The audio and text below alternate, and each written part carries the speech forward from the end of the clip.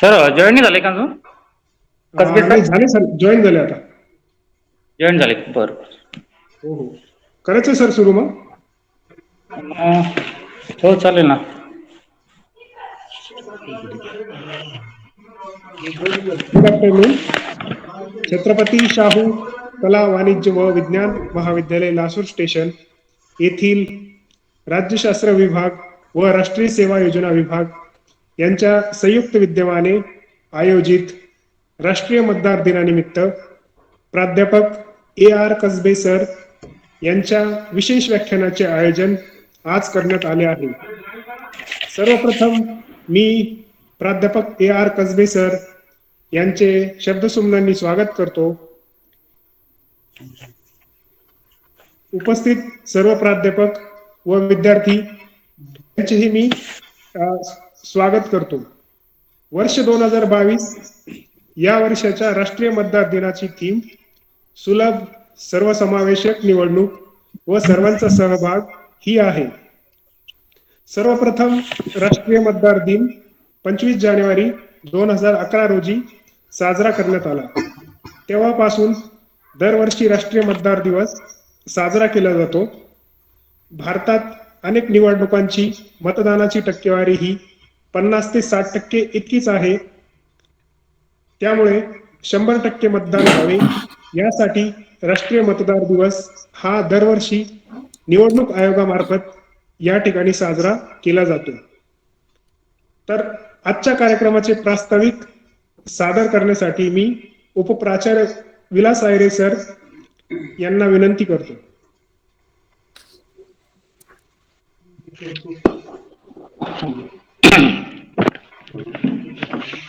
सर्वांना नमस्कार. आवाज येतोय सर? हो सर, येतोय. हो येतोय सर. ओके.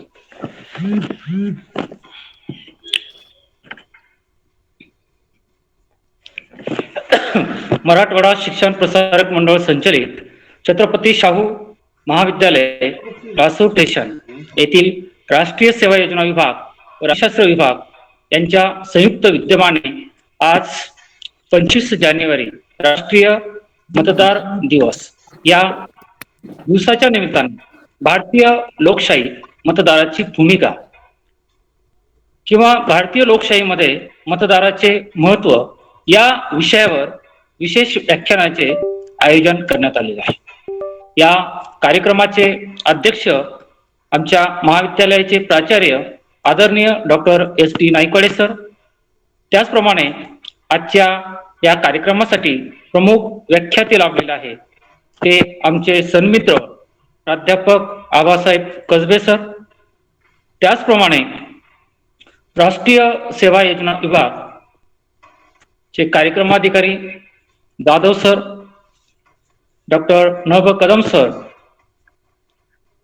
त्याचप्रमाणे IKC coordinator doctor Holkar sir, doctor Sathe sir, उपस्थित असलेले माझे सर्व सहकारी प्राध्यापक, त्याचप्रमाणे या गुगल मीट प्रणालीद्वारे उपस्थित असलेले जोडलेले सर्व विद्यार्थी मित्र हो. खरं म्हटलं तर 25 जानेवारी 1950 ला निवडणूक आयोगाची स्थापना झाली आणि म्हणून 25 जानेवारी हा जो दिवस आहे हा राष्ट्रीय मतदार दिवस म्हणून साजरा करावा अशा पद्धतीचे शासनाचे सुद्धा निर्देश आहे. आणि म्हणून समाजामध्ये एक अवेअरनेस निर्माण व्हावा. मतदानाच्या बाबतीमध्ये आपल्या भारतीय समाजामध्ये ही उदासीनता आहे. ही उदासीनता कमी करण्यासाठी समाजामध्ये जनजागृती करण्यासाठी वेगवेगळ्या प्लॅटफॉर्मवर अशा पद्धतीचं राष्ट्रीय मतदार दिवसाचं महत्त्व अधोरेखित केलं जातं. आणि म्हणून मित्र हो, भारतीय राज्यघटनेने या देशातील नागरिकांना निवडणुकीच्या माध्यमाद्वारे मतदानाचा फार महत्त्वाचा अधिकार प्रदान केलेला आहे. आणि तो अधिकार प्रदान करत असताना स्त्री पुरुष गरीब श्रीमंत, श्रेष्ठ कनिष्ठत्व अशा पद्धतीचा कोणत्याही प्रकारचा भेदभाव न करता सर्वांना समान मताचे समान मूल्य, समान अधिकार हा प्रदान केलेला आहे. आणि भारतामध्ये जर आपण बघितलं तर आजही मतदारामध्ये मतदान न करण्याची उदासीनता ही मोठ्या प्रमाणात असलेली दिसून येते. मतदानाच्या दिवशी लोक सुट्टी एन्जॉय करतात. त्याचप्रमाणे मतदान करत असताना कुठल्या तरी प्रलोभनांना बळी पडत असतात. आणि म्हणून भारतामध्ये निरक्षरता ही आहे. 100% साक्षरता हा भारत देश अजून झालेला नाही. आणि म्हणून मतदान सुद्धा विकले जातं. मतदान करताना सुद्धा त्याची टक्केवारी जाधव सरांनी सांगितलं की 50 ते 59% मतदानाची ही टक्केवारी असते. म्हणजे एकंदरीत जर आपण बघितलं तर शासनाचं जे उद्दिष्ट असतं, निवडणूक आयोगाचं जे उद्दिष्ट आहे ते म्हणजे किमान टक्के मतदान होणं अपेक्षित आहे. परंतु ही उदासीनता ही दिसून येते आणि त्यामुळं लोकशाही बळकट करण्याऐवजी ती दुबळी होते की काय, किंवा काही ठराविक लोकांचंच प्रतिनिधित्व करणारी लोकशाही आहे की काय, अशा पद्धतीचं काही प्रश्न सुद्धा या निमित्ताने उपस्थित होतात. आणि म्हणून खरं बघितलं तर मतदार हा राजा आहे. लोकशाहीच्या बळकटीकरणासाठी, तिला सदृढ करण्यासाठी, त्याचप्रमाणे समृद्ध आणि बलशाही करण्यासाठी मतदारांनी मतदान करणं हे अपेक्षित आहे. परंतु मतदानाचा हा पवित्र हक्क जो आहे तो हक्क विद्यार्थी, नवतरुण विद्यार्थी, नवमतदार विद्यार्थी या विद्यार्थ्यांना जाणीव व्हावी. या मतदानाच्या हक्काबद्दलची जाणीव झाल्यानंतर तो माहूत पब्लिसिटी करू शकेल, समाजात जाऊन आपल्या कुटुंबाला सांगू शकेल की मतदान करणं हे किती आवश्यक आहे. हे जसं आपण इतर जे काही राष्ट्रीय सण उत्सव साजरे करतो किंवा जे काही राष्ट्रीय कर्तव्य आपण पार पाडत असतो, तशाच पद्धतीचं मतदान करणं हे सुद्धा एक राष्ट्रीय कर्तव्य आहे. आणि म्हणून प्रत्येक भारतीय नागरिकाने की जे 18 वर्षाचं झालेलं आहे, त्याचं मतदार यादीमध्ये नाव नोंदणी झालेली आहे, अशा सर्व मतदारांनी लोकशाही व्यवस्थेमध्ये भयमुक्त आणि निपक्षपातीपणे मतदान केलं पाहिजे. किंवा ह्या सर्व आपल्या ज्या काही निवडणुका आहेत त्या निरपेक्षपणे निवडणुका या पार पडत असतात. त्यात आपलं सक्रियपणे सहभाग घेणं आवश्यक आहे. आणि म्हणून मतदान हे प्रत्येकाचं राष्ट्रीय कर्तव्य आहे. त्याचं भान आल्याशिवाय आपल्या देशातील जगातील सगळ्यात मोठी लोकशाही असलेलं हे राज्य आहे. ह्या लोकशाहीला बळकटी देण्यासाठी, बलशाही करण्यासाठी, समृद्ध करण्यासाठी मतदारांनी या पवित्र अशा कार्यामध्ये सहभागी होणं अपेक्षित आहे. आणि म्हणून मतदान करत असताना आपण काय बघतो तर आपण त्या उमेदवाराचं चारित्र्य पाहिलं पाहिजे, त्याचं शिक्षण बघितलं पाहिजे, त्याचं समाजामध्ये असलेलं कर्तृत्व बघितलं पाहिजे. हे सगळं पाहत असताना आपण त्याचं जात, त्याचा धर्म, त्याची भाषा हे न बघता आपण त्याचं कर्तृत्व काय आहे, त्याचं समाजाच्या बाबतीमध्ये असलेलं दायित्व काय आहे हे पाहून अतिशय निरपेक्ष पद्धतीने जोपर्यंत आपला मतदार राजा मतदान करणार नाही तोपर्यंत खऱ्या अर्थाने भारतीय लोकशाही ही बळकट होणार नाही. आणि म्हणून या सगळ्या संदर्भामध्ये आजच्या या दिवशी चर्चा होणं अपेक्षित आहे. विचारांचा ओघ आवश्यक आहे आणि म्हणून आजचा हा कार्यक्रम आपण आयोजित केलेला आहे की जो विद्यार्थ्यांसाठी अतिशय मार्गदर्शक करणार आहे. नव मतदारांसाठी तो अतिशय समर्पक करणार आहे आणि म्हणून आजचा हा कार्यक्रमाचं नियोजन आपण या ठिकाणी केलेलं आहे. अशा पद्धतीचं माझं प्रास्ताविक मी या ठिकाणी थांबवतो. कसबे सर या सर्व प्रश्नावर आपले विचार मांडतीलच. त्याचप्रमाणे 26 जानेवारी आहे, प्रजासत्ताक दिन आहे. या प्रजासत्ताक म्हणजे 26 जानेवारी 1950 ला भारतात संविधान याचा अंमल सुरू झाला आणि खऱ्या अर्थाने भारत हे सार्वभौम लोकशाही राज्य निर्माण झालं. आणि म्हणून प्रजासत्ताक दिनानिमित्ताने सुद्धा मी सर्व भारतीय विद्यार्थी मित्र प्राध्यापकांना शुभेच्छा देतो आणि माझं प्रास्ताविक थांबवतो. धन्यवाद. धन्यवाद सर. राष्ट्रीय मतदार दिनाची पार्श्वभूमी आपण या ठिकाणी मांडली. राष्ट्रीय लोकसभा किंवा विधानसभा या निवडणुकांच्या वेळेस जेव्हा मतदान असते तेव्हा लोक कसे पर्यटन स्थळांवर फिरायला जातात हे पण आपण या ठिकाणी मांडलेले आहे. परंतु सरकारने पण पर्यटन स्थळे मतदानाच्या दिवशी जर बंद केली तर या ठिकाणी खूप चांगले होऊ शकते.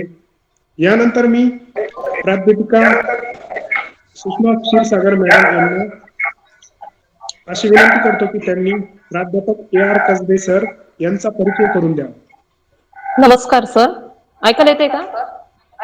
हो येतोय मॅडम. हो येतोय मॅडम, आवाज येतो. भारतीय लोकशाहीत मतदाराची भूमिका या विषयावर आज जे भाष्य करणार आहेत ते व्याख्याते यांचा परिचय मी आपणासमोर ठेवते. त्यांचे पूर्ण नाव आहे आबासाहेब रावसाहेब कसबे, मुक्काम पोस्ट खंडाळा, तालुका वैजापूर, जिल्हा औरंगाबाद. सरांचं शिक्षण MA BEd नेट राज्यशास्त्र या विषयामध्ये झालेलं आहे. सरांची नोकरी विनायकराव पाटील महाविद्यालय वैजापूर येथे राज्यशास्त्र विषयाचे अध्यापनाचे कार्य मागील 12 वर्षापासून सर करत आहेत. सरांचे विविध संशोधन पेपर विविध जर्नलमध्ये प्रकाशित आहे. दैनिक लोकमत समाचार वृत्तपत्रामध्येही सर पत्रकार म्हणून कार्यरत आहेत. सरांचा खरं तर परिचय फार मोठा आहे, परंतु वेळेअभावी मी थोडक्यात मांडण्याचा प्रयत्न केला. धन्यवाद. नमस्कार सर. धन्यवाद मॅडम. यानंतर मी प्राध्यापक AR कसबे सर यांना अशी विनंती करतो की त्यांनी आपले विचार मांडावे. मराठवाडा शिक्षण प्रसारक मंडळाचे छत्रपती शाहू कला वाणिज्य व विज्ञान महाविद्यालय लासूर स्टेशन येथील महाविद्यालयाचे प्राचार्य आदरणीय डॉक्टर साहेबराव नाईकवाडे सर, उपप्राचार्य प्राध्यापक आहिरे सर, राष्ट्रीय सेवा योजना विभागाचे कार्यक्रमाधिकारी प्राध्यापक डॉक्टर कदम सर, प्राध्यापक Jadhav sir, doctor Shivprasad Ghodke sir, त्याचबरोबर IQACचे कोऑर्डिनेटर डॉक्टर होळकर सर आणि उपस्थित सर्व बंधू आणि भगिनींनो, त्याचबरोबर सहभागी प्राध्यापक. आज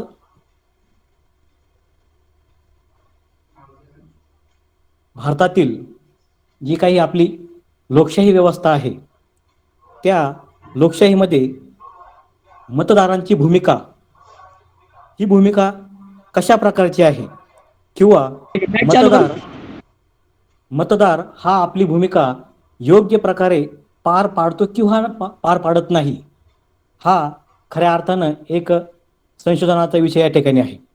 आत्ताच आदरणीय जाधव सरांनी सांगितलं की विधानसभेच्या निवडणुका असेल, लोकसभेच्या निवडणुका असेल, त्याचबरोबर स्थानिक स्वराज्य संस्थेच्या निवडणुका असेल, ह्या सर्व निवडणुकांचा जर आपण अहवाल जर पाहिला, यांचं जर आपण विश्लेषण जर केलं तर त्या निवडणुकीमध्ये आपल्याला मतदानाची टक्केवारी जी काही आहे तर ती टक्केवारी ही अत्यंत कमी अशी जाणवते.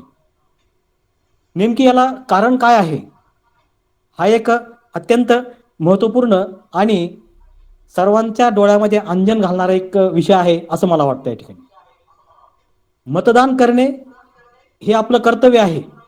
भारतीय संविधानामध्ये आपण ज्यावेळेस आपल्या मूलभूत अधिकाराविषयीची चर्चा आपण करतो, मूलभूत अधिकारामध्ये जे काही महत्त्वपूर्ण असे तुम्हाला अधिकार दिलेले आहे, त्या अधिकारामध्ये मतदानाचा देखील अधिकार असावा, अशा प्रकारची एक विचार जो की आहे, तर तो विचार हा येणाऱ्या काळामध्ये आपल्याला त्या ठिकाणी प्राधान्यक्रमाने त्या घ्यावा लागणार आहे. कारण की मतदानाची घसरती टक्केवारी जी की आहे, तर ती टक्केवारी ही एक राज्यशास्त्राचा एक विद्यार्थी म्हणून मला असं वाटतं की आपलं जे सरकार आहे, तर ते सरकार हे परिपूर्ण सरकार नाही, असं देखील या ठिकाणी खेदानं म्हणावं असं वाटतं. कारण की 100% मतदान होण्याची जी परंपरा आहे, तर ती परंपरा ही कुठेतरी खंडित पडलेली आहे.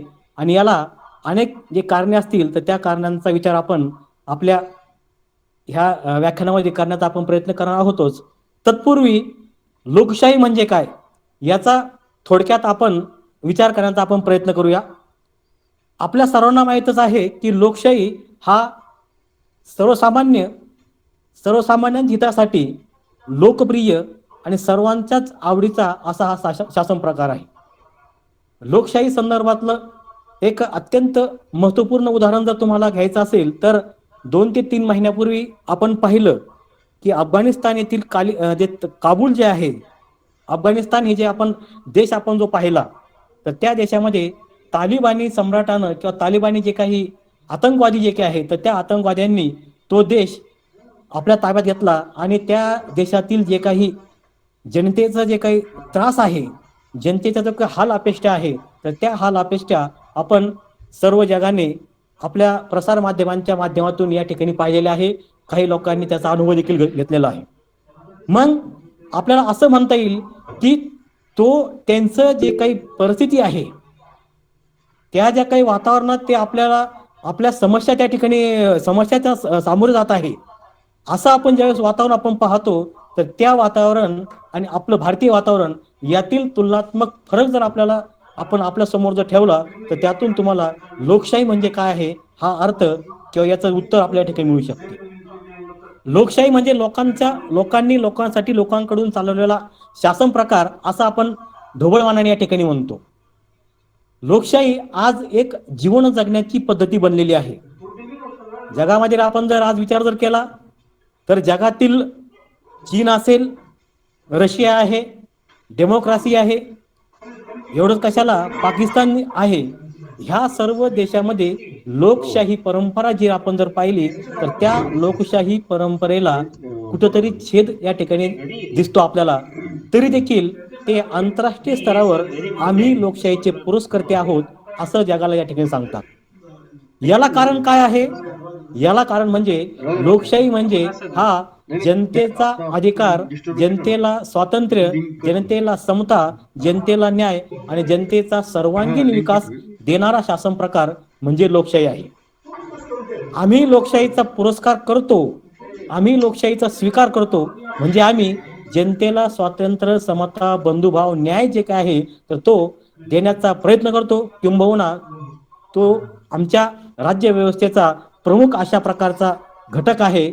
अशा प्रकारचं एक जागतिक व्यासपीठावर सांगण्याचा प्रयत्न हे सर्व देश करताना या ठिकाणी आपल्याला जाणवतं. आपल्या सर्वांना माहीत आहे की चीन असेल, पाकिस्तान आहे, रशिया आहे, अमेरिका जरी आहे, तर ह्या देशामधील प्रत्यक्षात असणारी लोकशाही आणि आपण जो त्याचा अभ्यास आपण करतो ती असणारी लोकशाही, यामध्ये आपल्याला जमीन आसमानचा या ठिकाणी फरक सांगता येईल.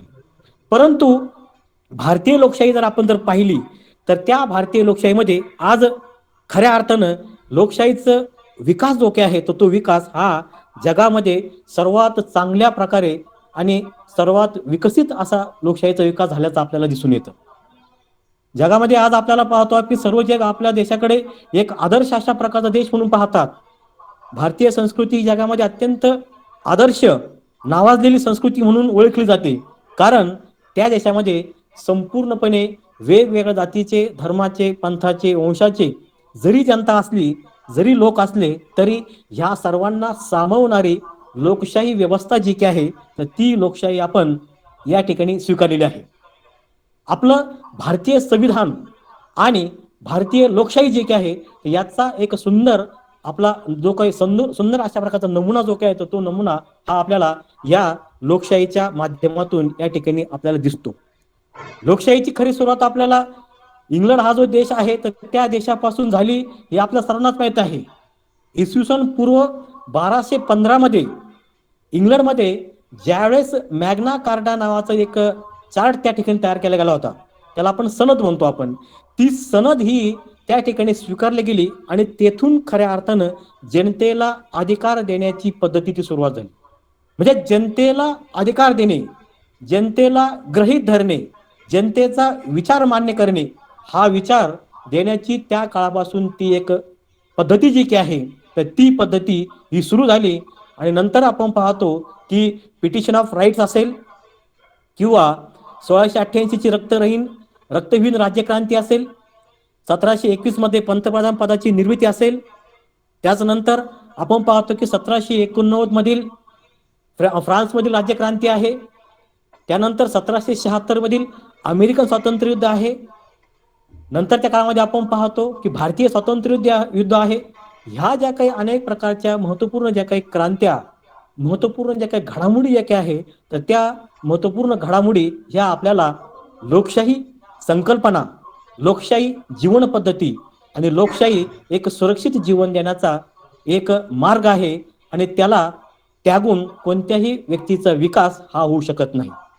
म्हणूनच आपण पाहतो की अफगाणिस्तानमध्ये असणारी जी काही तालिबानी व्यवस्था जी काही आहे तर ती तालिबानी व्यवस्था ही आपल्या भारतासारख्या खंडप्राय देशामध्ये अशी व्यवस्था निर्माण होऊ शकत नाही, कारण की ह्या व्यवस्थेमध्ये एक प्रस्थापित अशा प्रकारची जी काही लोकशाही आहे आणि त्या लोकशाहीला अनुरूप अशा प्रकारची राज्यघटना जी काही आहे तर ती राज्यघटना ही आपल्याला एक सर्वांमध्ये समता, स्वातंत्र्य, बंधुभाव, न्याय देण्याची एक व्यवस्था जी काही आहे तर ती व्यवस्था ही केल्याचं आपल्याला या ठिकाणी दिसून येतं. लोकशाहीचे अधिकार पाहत असताना आपल्या सर्वांनाच माहित आहे की लोकशाही तुम्हाला आम्हाला व्यापक अशा प्रकारचे अधिकार देतात आणि त्या अधिकारांशिवाय आपण आपलं जीवन जे आहे ते आपलं जीवन आपण जगू शकत नाही.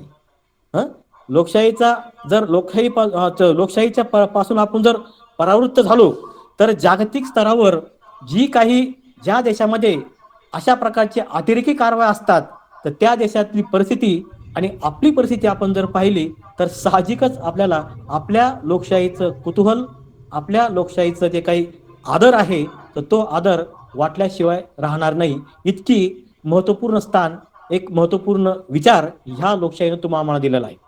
आज लोकशाहीच्या माध्यमातून तुम्हाला स्वातंत्र्य आहे, तुम्हाला अधिकार स्वातंत्र्य आहे, तुम्हाला विचार स्वातंत्र्य आहे, तुम्हाला भाषण स्वातंत्र्य आहे आणि अत्यंत महत्वपूर्ण म्हणजे तुम्हाला राजकीय स्वातंत्र्य हे आपल्या लोकशाहीने दिलेलं आहे. मग राजकीय स्वातंत्र्य ज्यावेळेस आपल्याला आपण पाहतो, आपला महत्वाचा मुद्दा आता येथून चालू होतो की राजकीय स्वातंत्र्य म्हणजे नेमके काय आहे. मग राजकीय स्वातंत्र्य म्हणजे की तुम्हाला तुमचे प्रतिनिधी निवडून देण्याचा अधिकार.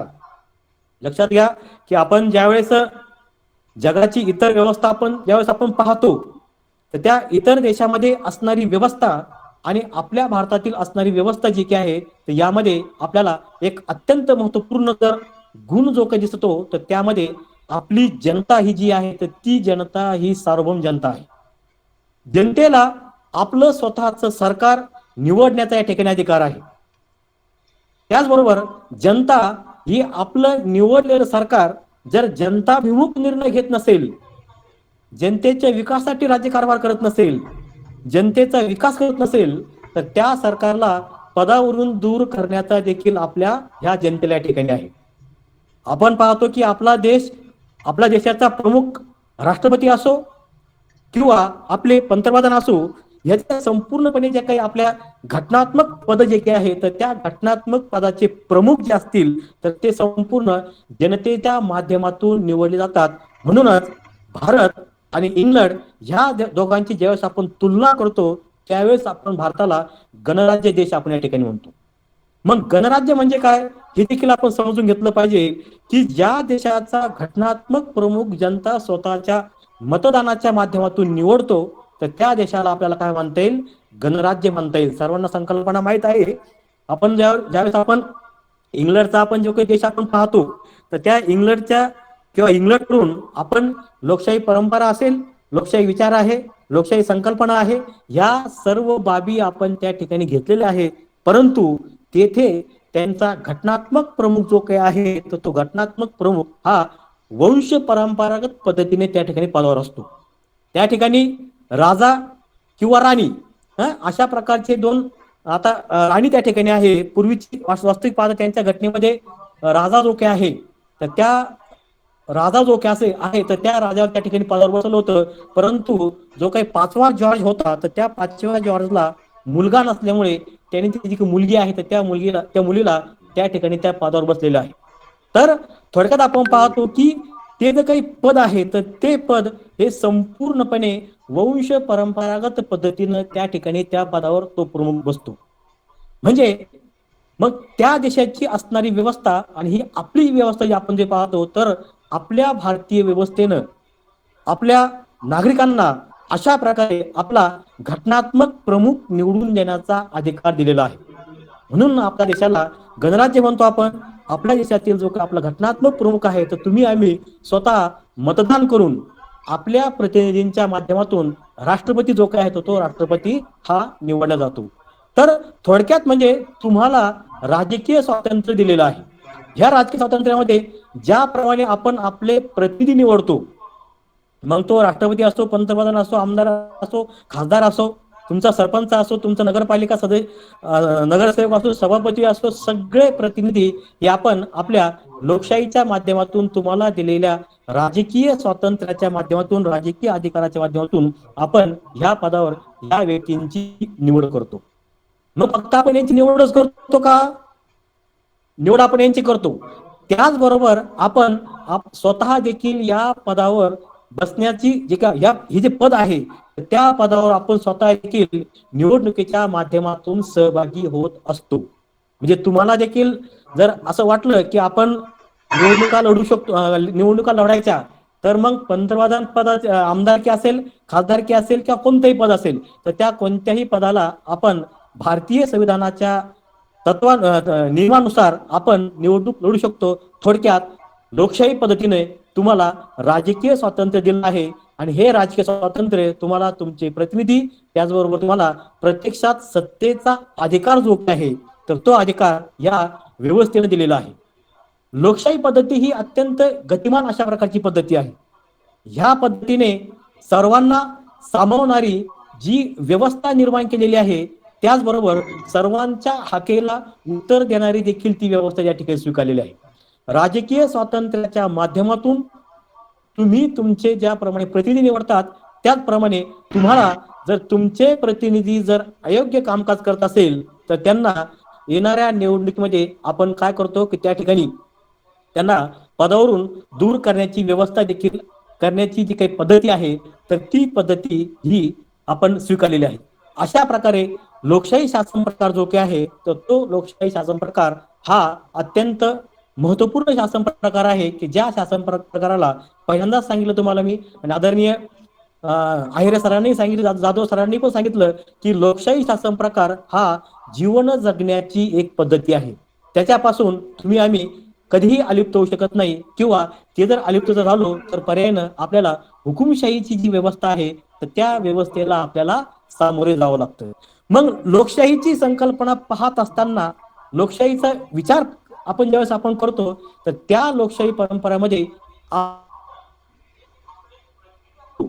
तर त्या प्रतिनिधींनी निवडून देण्याची जी प्रक्रिया आहे, तर ती प्रक्रियेमध्ये आपण सहभागी होतो किंवा होत नाही, हा विचार करणं देखील अत्यंत महत्वपूर्ण आहे.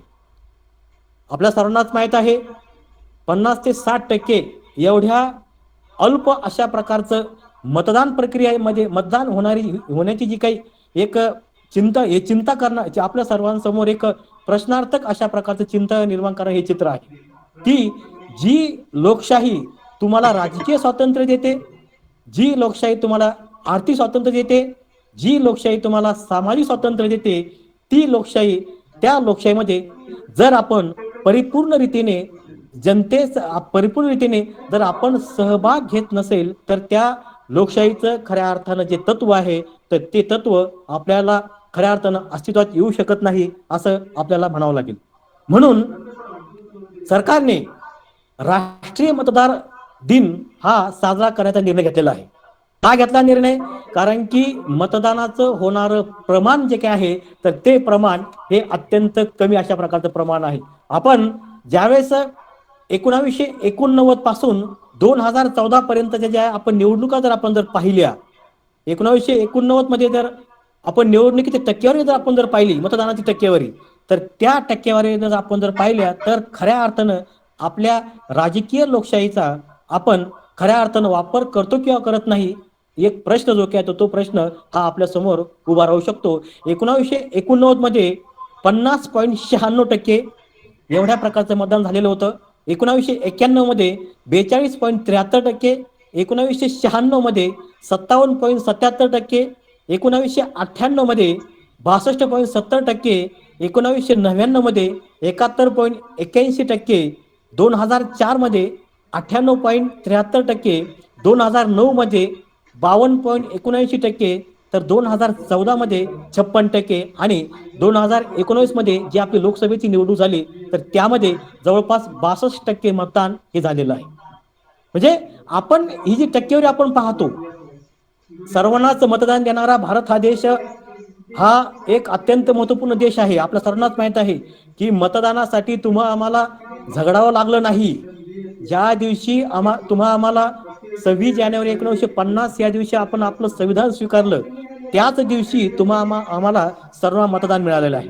आपण जर जगातील अमेरिका आपण जर पाहिली, रशिया आपण जर पाहिला, चीन आपण जर पाहिलं, त्यानंतर आपण जर नेदरलँड आपण जर देश आपण जर पाहिला, न्यूझीलंड जर आपण जर देश आपण जर पाहिला, तर या देशामध्ये मतदानासाठी लोकांना आंदोलन करावं लागले. मतदानासाठी लोकांना वेगवेगळ्या प्रकारे सरकारवर दबाव टाकावा लागल्या, वेगवेगळ्या प्रकारे सरकारला क्रांती त्या ठिकाणी करावं लागली. म्हणजे अशा फक्त आम्हाला मतदान अधिकार द्या यासाठी त्यांनी काय केलं? आंदोलन केलं. एवढंच कशाला? लोकशाहीचा प्रत्यक्ष असणारा स्वित्झर्लंड हा जो देश आपल्या सर्वांनाच माहित आहे की लोकशाहीचा हा देश प्रत्यक्षात लोकशाही वापरणारा हा देश आहे. या देशामध्ये लोकशाही कशा प्रकारची आहे? प्रत्यक्ष स्वरूपामध्ये. लोकशाहीचे प्रकार हे 2 पडतात. आदरणीय विलास आयरे सर आमचे विषय मित्र आहे. लोकशाहीचे प्रकार 2 आहे. त्यामध्ये प्रत्यक्ष लोकशाही आणि अप्रत्यक्ष लोकशाही. मग प्रत्यक्ष लोकशाही म्हणजे की ज्या ठिकाणी सत्तेचा व्यापक अधिकार हा जनता त्या ठिकाणी करते.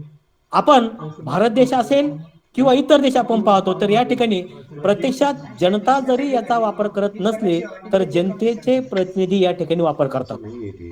तर याला आपण अप्रत्यक्ष लोकशाही किंवा प्रातिनिधिक लोकशाही आपण त्याला या ठिकाणी म्हणतो. तर लोकशाहीमध्ये प्रत्यक्ष लोकशाहीचा जनक आपण जर स्वित्झर्लंड आपण जर पाहिला तर त्या स्वित्झर्लंड ह्या देशामध्ये जवळपास 1976 पर्यंत महिलांना मतदानाचा अधिकार नव्हता.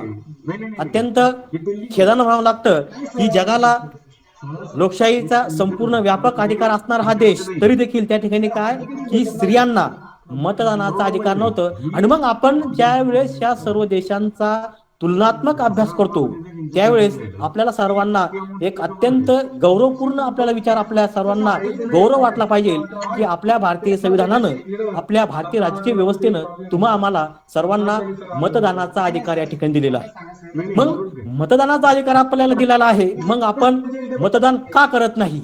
हा एक अत्यंत महत्वपूर्ण किंवा अत्यंत जे काही आपल्याला एक चिंता निर्माण करणारा या ठिकाणी प्रश्न आहे. आता तुम्हाला मी 1989 पासून 2014 पर्यंतच्या किंवा 2019 पर्यंतच्या निवडणुकीतील मतदानाची टक्केवारी सांगितली. आपण ज्यावेळेस बाहेर देश आपण ज्यावेळेस पाहतो त्यामध्ये उरुग्वे सारखा देश आहे की त्या देशामध्ये 96% मतदान होतं.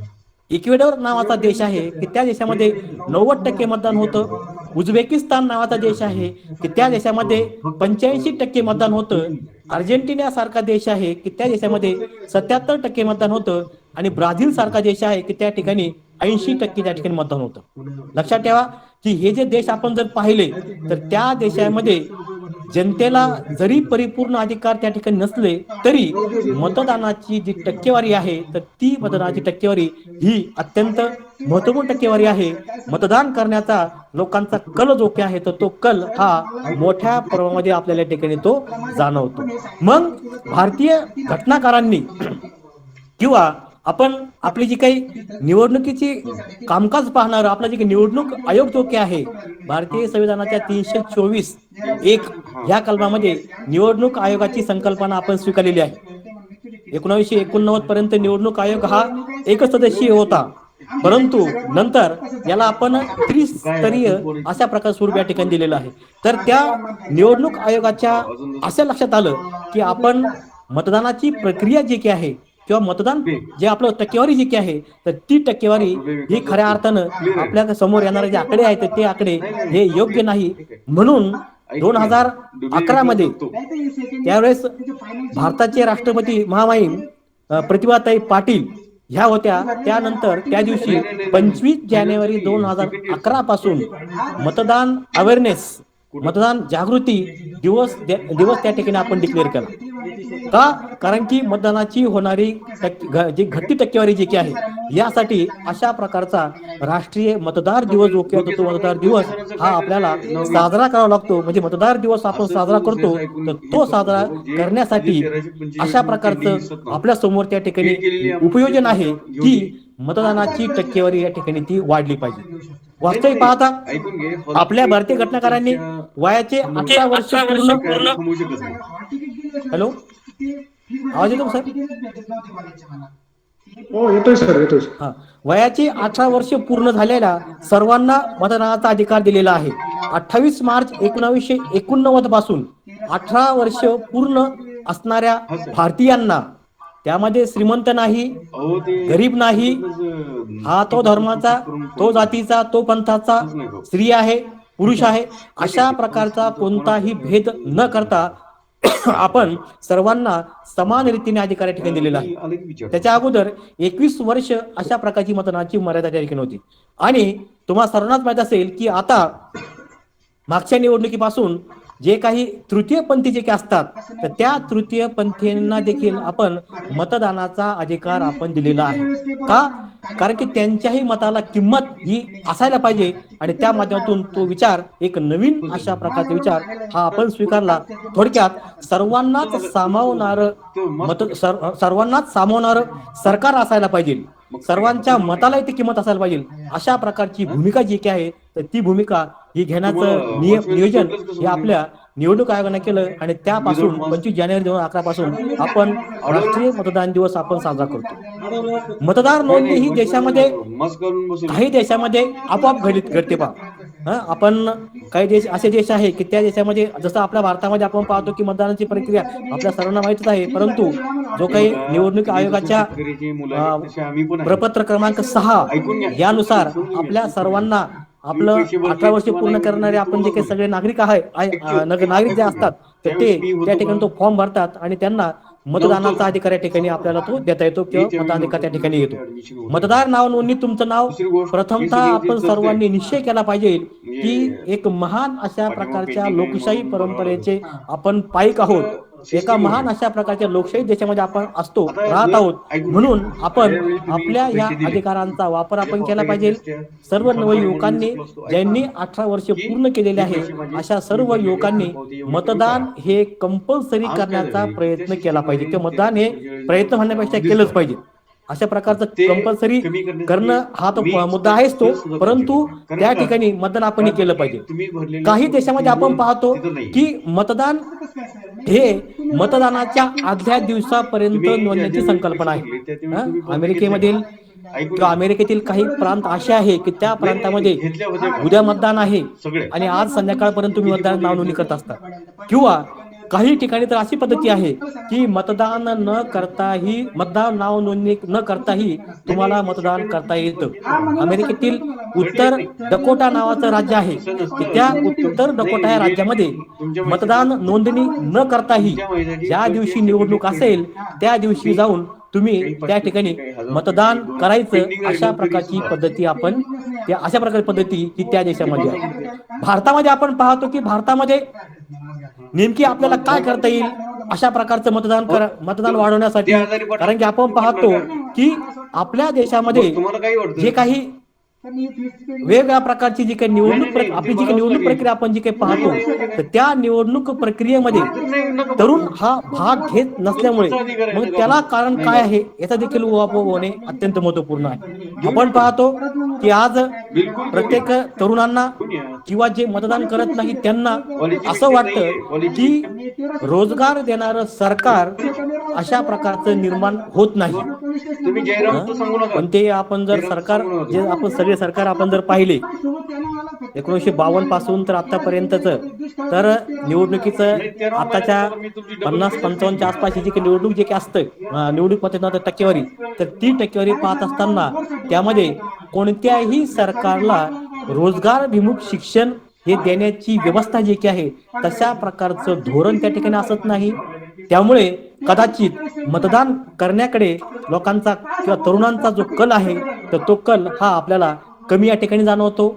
त्याचबरोबर आपण पाहतो की सरकारनं किंवा निवडणूक प्रक्रियेमध्ये जे काही वेगवेगळ्या पक्षाचे जे काही उमेदवार उभे राहतात, आपले प्रतिनिधी म्हणून उभे राहतात, तर ते उभे राहणारे प्रतिनिधी जर त्यांचं आपण चारित्र्य जर आपण जर पाहिलं तर ते चारित्र्य हे वास्तविक पाहता अत्यंत खेदजनक म्हणावं लागतं की आपल्या संसदेमधील आणि राज्य विधानसभेमधील जवळपास 30 ते 40% आपले जनप्रतिनिधी असे आहेत की त्या जनप्रतिनिधींच्यावर वेगवेगळ्या कलमांच्या माध्यमातून फौजदारी खटले, दिवाणी खटले हे चालू आहे.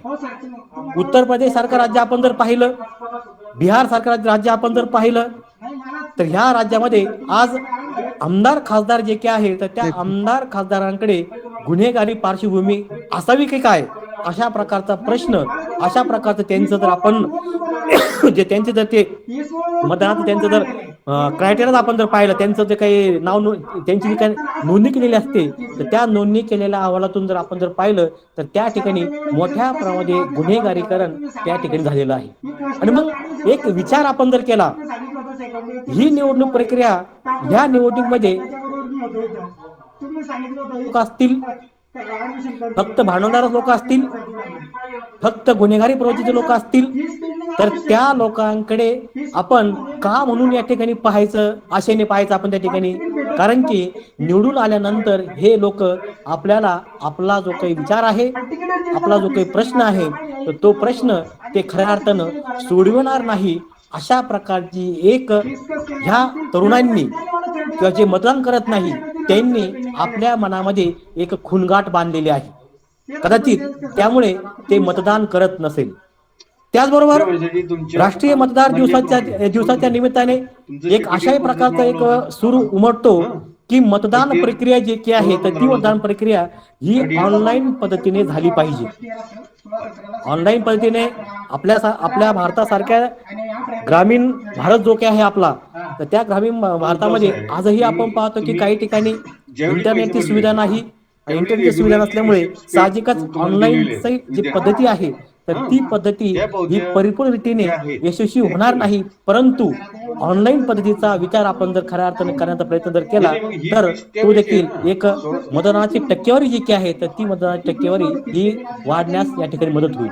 कारण की आपण पाहतो की रोजगाराच्या निमित्ताने, व्यवसायाच्या निमित्ताने, व्यापाराच्या निमित्ताने किंवा वेगवेगळ्या प्रकारच्या कारणानं व्यक्ती शहरामध्ये वेगवेगळ्या भागामध्ये स्थलांतरित होते.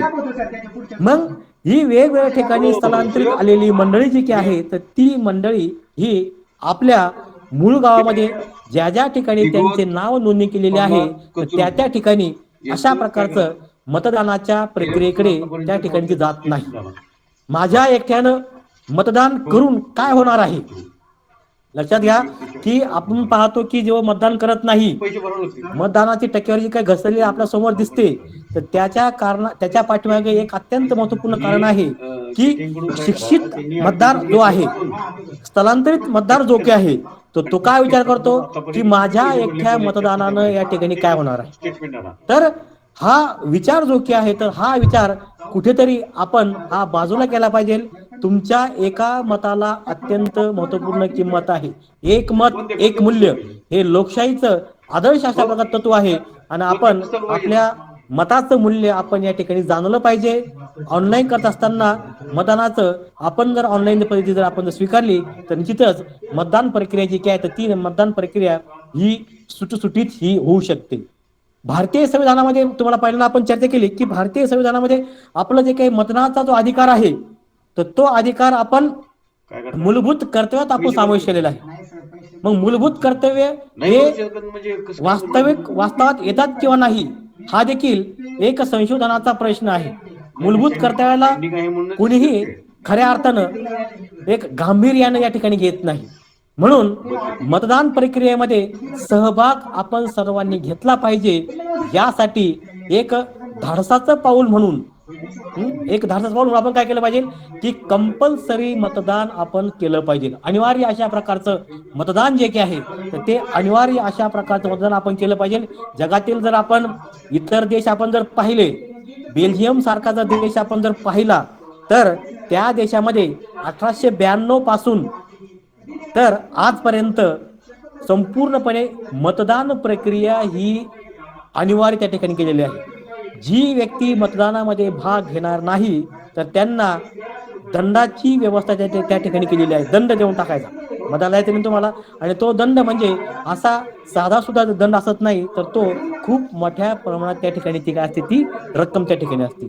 त्याचबरोबर आपण पाहतो की ऑस्ट्रेलिया सारखा देश आपण जर पाहिला 1924 पासून आजपर्यंत त्या देशामध्ये तुरुंगवास आणि दंड ह्या दोघांचीही त्यांनी त्या ठिकाणी काय केलं आहे, त्यांनी ते प्रावधान त्या व्यवस्थित त्या ठिकाणी केलेलं आहे.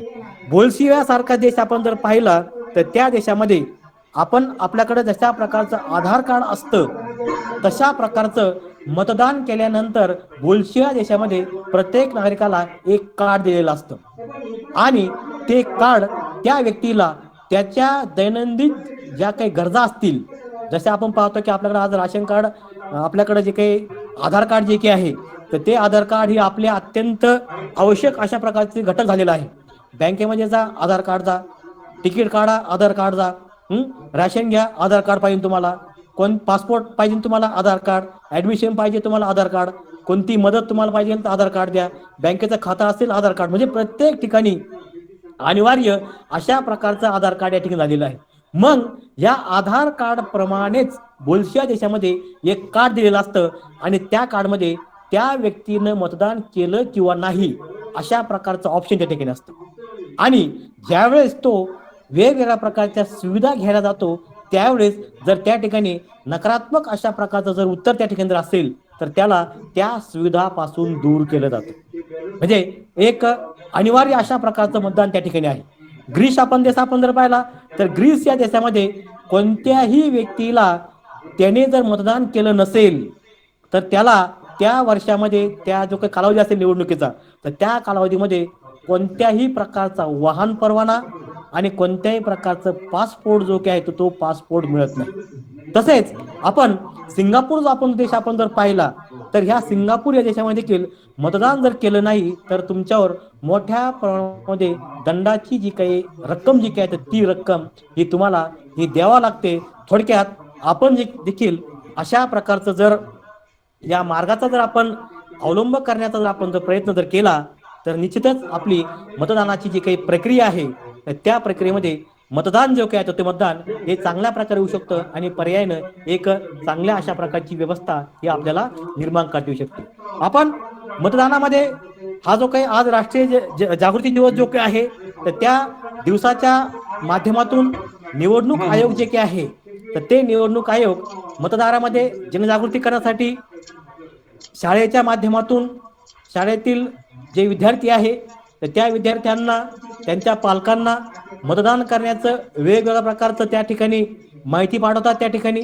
त्याचबरोबर गावोगावी शहरामधील गल्लोगल्ली आपण पाहतो वेगवेगळ्या प्रकारचे कलाकार आहे, वेगवेगळ्या प्रकारचे सेलिब्रिटीज आपण जे काही म्हणतो आपण तर त्या प्रत्येकाला अशा प्रकारे मतदानाचं आव्हान किंवा मतदान करा अशा प्रकारचं आव्हान करा यासाठी ह्या लोकांना त्या ठिकाणी पाचारण केलं जातं.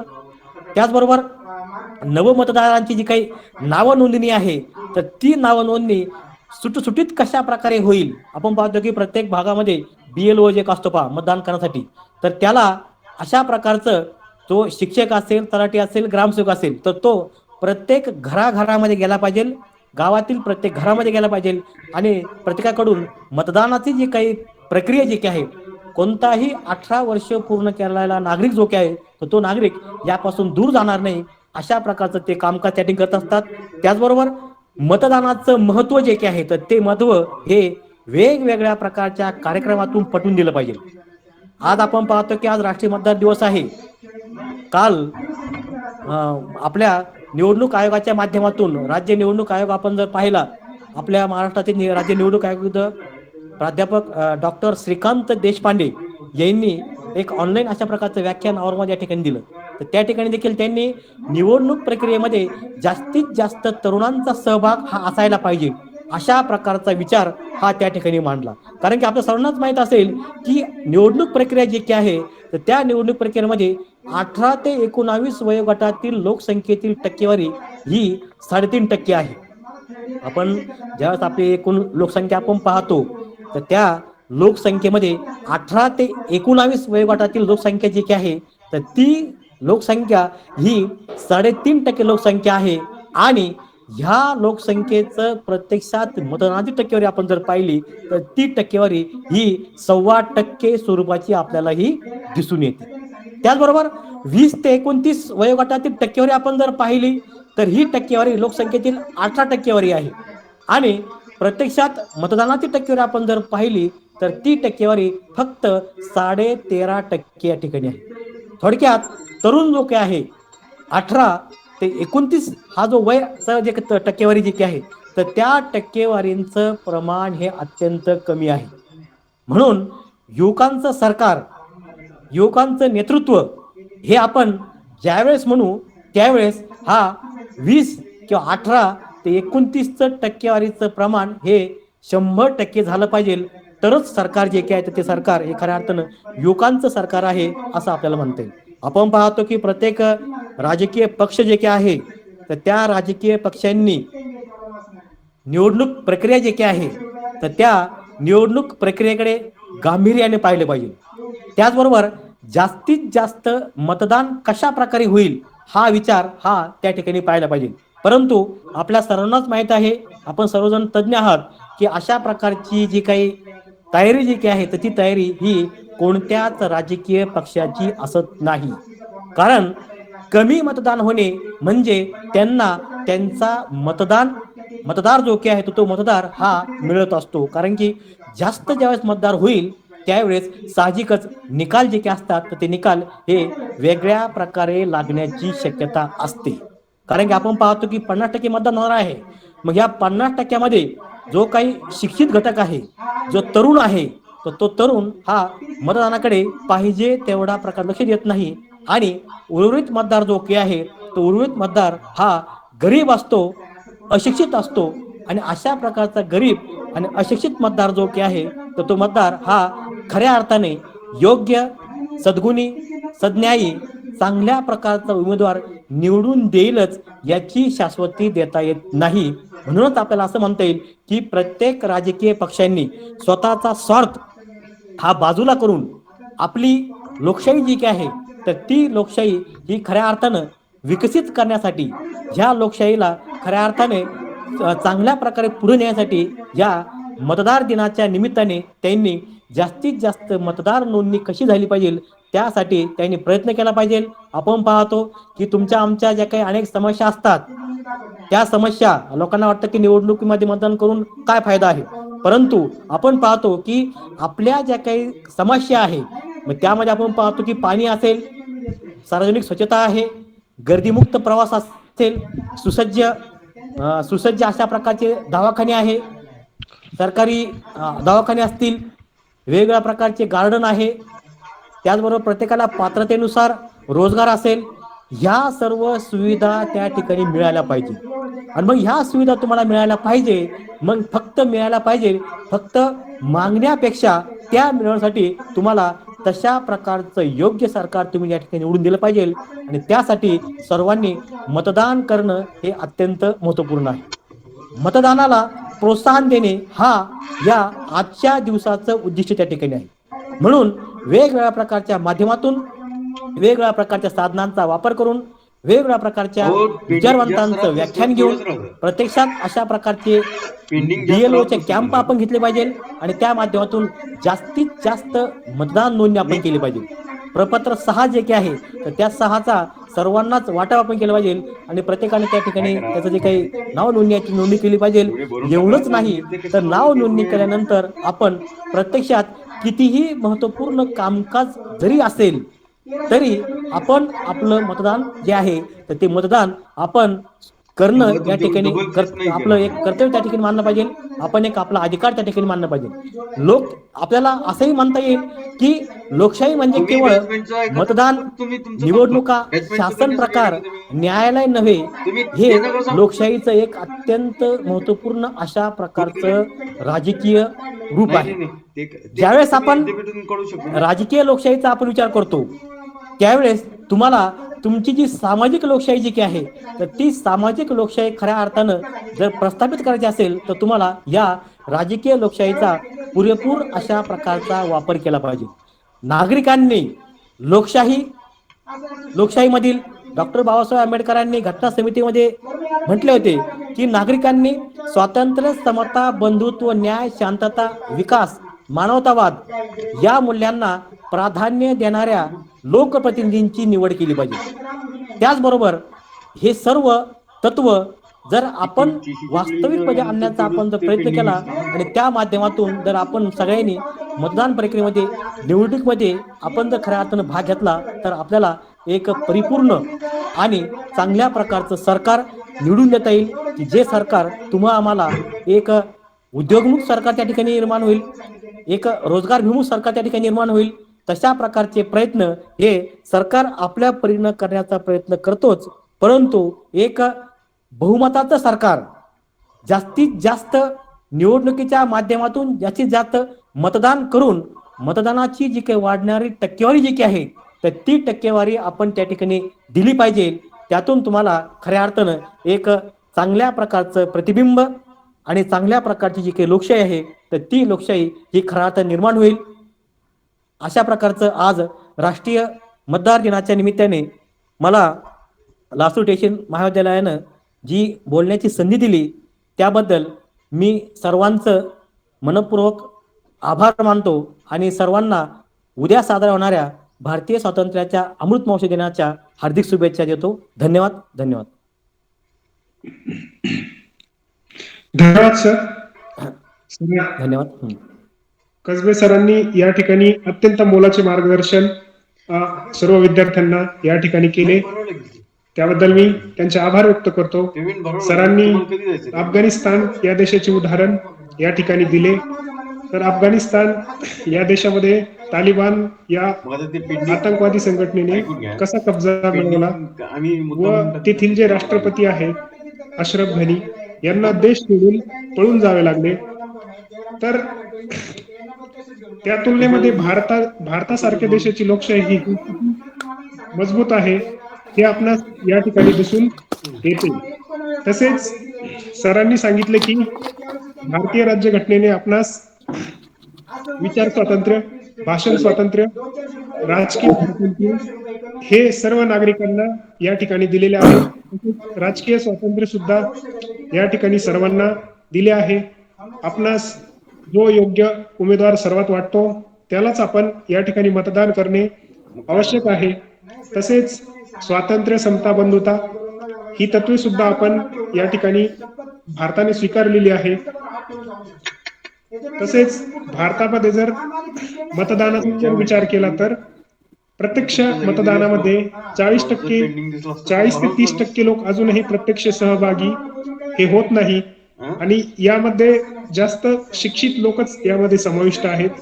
कारण की जर विचार केला तर मुंबई असेल, पुणे असेल किंवा दिल्ली असेल या शहरांची जर मतदानाची टक्केवारी बघितली तर 42 ते 45% मतदान या ठिकाणी होते.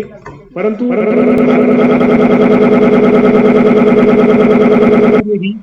या ठिकाणी मानली जातात, परंतु तरी सुद्धा मतदान या शहरांमध्ये खूप कमी होते. या उलट ज्या भागामध्ये अशिक्षित लोक आहेत त्या ठिकाणी मतदानाची जी टक्केवारी आहे ती 70 ते 75% आपल्याला जाताना या ठिकाणी दिसून येत आहे. तर शिक्षित लोकांनी सुद्धा देशाच्या जलद आर्थिक विकासासाठी योग्य लोकांना निवडून देणे हे या ठिकाणी अत्यंत गरजेचे आहे. तसेच म्हणजे सरांनी या ठिकाणी तृतीयपंथीयांना पूर्वी मताधिकार नव्हता, त्यांना सुद्धा आता मतदानाचा अधिकार या ठिकाणी दिलेला आहे. याचा सुद्धा उल्लेख या ठिकाणी सरांनी या ठिकाणी केलेला आहे. तसेच विविध देशांमध्ये मतदान न केलं दंड आकारला जातो, परंतु भारतामध्ये तशी काही तरतूद सध्या केलेली नाही. परंतु भविष्यामध्ये अशा पद्धतीची कारवाई जी आहे, ती भारतामध्ये सुद्धा सरकारकडून या ठिकाणी केली जाऊ शकते किंवा आता लोकांना ज्या ऍप्लिकेशन विविध करायचं योजना आहे त्यांचा लाभ 1345 हा मधून 50% मिळणे बंद होऊ आता शकते. भरतो, 50% तशा टीसीच्या वेळी पद्धतीचा भरतो. भविष्यामध्ये निर्णय जो आहे तो सरकारकडून या ठिकाणी घेतला जाऊ शकतो. तसेच तुम्ही सरांनी तुमचं सांगितलं की खरं समजू नका तुमच्या निवडणुकीमध्ये माहितीसाठी. तुम्ही तरुणांचा जे सहभाग अर्थ हा नक्की आम्ही जास्त असणे अर्थ गरजेचे आहे, ऐकतेत का? कारण की भारत तुम्ही हा काय बोलायला लागलेत मग? तरुणांचा देश आहे. मी सहज 65% तुम्हाला सांगतोय, सगळं सांगतोय व्यवस्थित. तुम्ही 65% लोक असं भारतातील तरुण अर्थ आहे. नाही, हे नाही, त्यामुळे हे नाही, हे म्हणजे तुम्ही तरुणांच्या मगाशी बोलावली हातामध्येच का? सरकार भरून येत तर निवडण्याचं म्हणू नका भरून. पूर्ण मग काय अधिकार करणार? हे मी तुम्हाला जे आहे. सांगतोय तुम्हाला त्यामुळे 50% तरुणांनी भरा जास्तीत आणि जास्त 50% नंतर या हे करा. ठिकाणी निवडणुकीमध्ये सहभागी होणे या ठिकाणी गरजेचे आहे. तसेच जर आपण पाहिले तर आमदार किंवा खासदार होण्यासाठी कुठलीही पात्रता परीक्षा ही नसते, परंतु त्यांना निवडून देण्याचे जे अधिकार आहे ते मतदारांना असते. त्यामुळे मतदारांनी योग्य ती पात्रता व योग्य जनतेची जी कामे आहे ते करू शकेल अशा लोकांनाच लोकसभा किंवा विधानसभेमध्ये या ठिकाणी निवडून देणे अत्यंत आवश्यक असते. तसेच सरांनी उत्तर प्रदेशमधील विविध आमदार आणि खासदारांचा सुद्धा उल्लेख केला, ज्यांच्यावर अनेक गुन्हे या ठिकाणी दाखल आहेत, तरी सुद्धा लोक त्यांना या ठिकाणी निवडून देतात. तर मतदारांनी या ठिकाणी जागरूक होणे गरजेचे आहे. गुन्हेगारी प्रवृत्तीच्या लोकांना लोकसभा किंवा विधानसभेमध्ये पाठवू नये. त्यापेक्षा जास्त दुसरे पर्यायी जे लोक आहेत त्यांना मतदान या ठिकाणी करणे अत्यंत गरजेचे आहे. आणि भारतातील जे राजकीय पक्ष आहे यांना नेहमी भीती असते असे सांगितले सरांनी की जास्त मतदान झाल्यानंतर निकाल हा बदलतो. तर हे अत्यंत योग्य आहे, कारण की भारतामध्ये जेव्हा जेव्हा मतदान जास्त झालेले आहे तेव्हा सरकार जे आहे ते पडलेले आहेत किंवा दुसरा कोणीतरी त्या ठिकाणी निवडून आलेला आहे.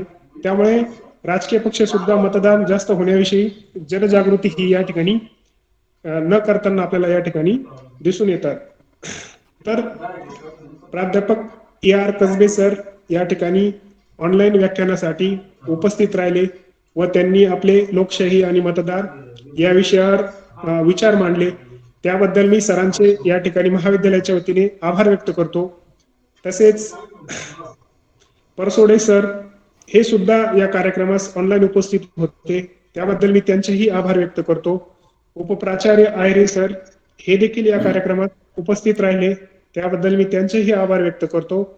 तसेच IQAC चे डायरेक्टर प्राध्यापक ज्ञानेश्वर होळकर सर हे देखील या ठिकाणी उपस्थित राहिले, त्याबद्दल मी त्यांचेही आभार व्यक्त करतो.